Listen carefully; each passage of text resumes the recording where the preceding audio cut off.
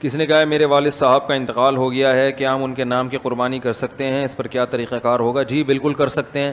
نبی صلی اللہ علیہ وسلم نے 2 مینڈے ذبح کی، ایک اپنی طرف سے اور ایک امت کی طرف سے، اور آپ نے ایک دفعہ ایسا بھی کیا کہ ایک قربانی اپنی طرف سے اور ایک ان کی طرف سے جو قربانی نہیں کر سکے، تو اس لیے پتہ چلتا ہے کہ قربانی کسی دوسرے کی طرف سے بھی کی جا سکتی ہے۔ تو آپ نے مرحوم والدین کے لیے کر سکتے ہیں، صرف ابا سے کر لیں، صرف اماں کے لیے کر لیں، دونوں کے لیے کر لیں، کوئی حرج نہیں ہے۔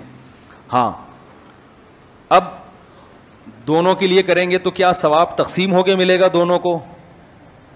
یہ ایک سوال ہے بھائی، سمجھ میں آ رہا ہے؟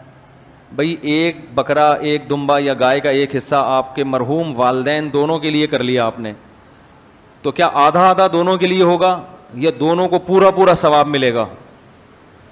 اس میں علماء کی 2 رائے ہیں، کیونکہ اس کے بارے میں قرآن و سنت خاموش ہیں۔ صحیح ہے نا؟ ابے بھائی بکرا ایک ہے اور ہو رہی ہے مرحوم ابا اور اماں دونوں کی طرف سے، تو کیا آدھا آدھا ابا اماں کو ثواب پہنچے گا یا پورے پورے بکرے کا پہنچے گا؟ سوال سمجھ میں آئے گا تو پھر جواب سمجھ میں آئے گا نا۔ تو اس میں علماء کی 2 رائے ہیں، کیونکہ قرآن و حدیث جہاں واضح نہیں ہو تو پھر اجتہاد ہوتا ہے نا۔ تو بعض جی نہیں، مرحوم میں زیادہ کے لیے بھی ہو سکتا ہے، زندہ میں تو ایک کے لیے ہی ہوگا، جو مرحومین ہیں ان میں پوری امت کے لیے جب نبی نے کر لیا تو صحیح نا، تو آپ بھی پوری امت کے لیے بھی کر سکتے ہیں۔ اصل میں ہوتا وہ آپ ہی کی طرف سے ہے، تو آپ چونکہ ایک ہیں تو آپ ایک ہی بکرا کریں گے، لیکن اس کا ثواب پہنچایا جاتا ہے زیادہ لوگوں کو، تو وہ 2 کے لیے بھی ہو سکتا ہے، 10 کے لیے بھی ہو سکتا ہے، پوری امت کے لیے بھی ہو سکتا ہے، وہ زندوں کے لیے بھی ہو سکتا ہے، لیکن وہ ہوگا پھر آپ کے لیے۔ لیکن جب آپ قربانی 2 کی طرف 2 زندوں کے لیے کر رہے ہوتے ہیں، پھر وہ دونوں کے لیے الگ الگ ہو رہی ہوتی ہے، اس میں ایک میں 2 آدمی شریک نہیں ہو سکتے۔ لیکن صرف ثواب پہنچانے کی حد تک جہاں تک بات ہے، تو ثواب پہنچانے میں تو 10 کو پہنچا دیں آپ۔ تو اب علماء کہتے ہیں کہ بعض علماء کہتے ہیں ڈیوائیڈ ہو کے پہنچتا ہے، صحیح ہے نا، اور بعض کہتے ہیں نہیں پورا ثواب اس کو بھی ملے گا، پورا ثواب اس کو بھی ملے گا۔ دونوں قول ہیں علماء کے، تو اس لیے افضل تو یہی ہے کہ ابا کے لیے الگ کر لیں، اماں کے لیے الگ کر لیں، افضل یہی ہے۔ اور اگر نہیں کر سکتے دونوں کے لیے کر لیں، ایک ہی کر لیں دونوں کے لیے، اللہ پہنچانا چاہے گا تو دونوں کو پورے پورے۔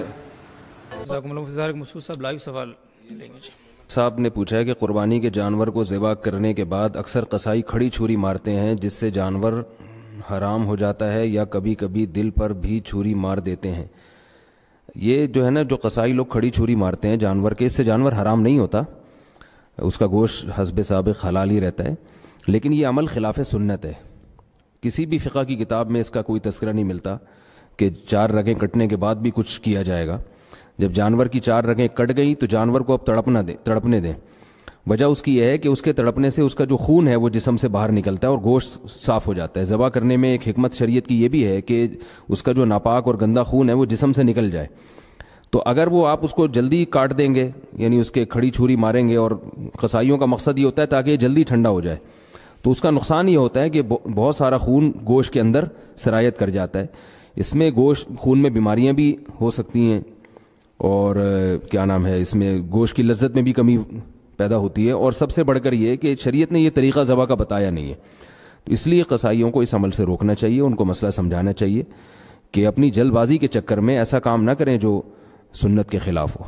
جزاکم اللہ صاحب، یہ آفرین نوید صاحبہ کا سوال ہے، اور وہ یہ پوچھتی ہیں اگر کوئی آدمی حج پر گیا ہے اور وہاں اس کا انتقال ہو گیا ہے وہاں پہ، اور ایک نماز جنازہ وہاں ہو چکی ہے، تو کیا یہاں بھی، مثال کے طور پر پاکستان کے ہیں، تو کیا یہاں بھی نماز جنازہ پڑھنا چاہیے یا نہیں؟ نہیں، یہ جائز نہیں ہے۔ رسول اللہ صلی اللہ علیہ وسلم سے کسی بھی موقع پر 2 نماز جنازہ کا کوئی ثبوت نہیں ملتا۔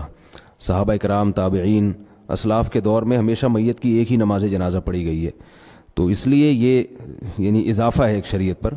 البتہ یہ فقہاء نے مسئلہ بیان کیا کہ ولی کی اجازت کے بغیر اگر نماز جنازہ پڑھا دیا گیا ہو تو ایک الگ بات ہے، لیکن ایسا ہوتا نہیں ہے۔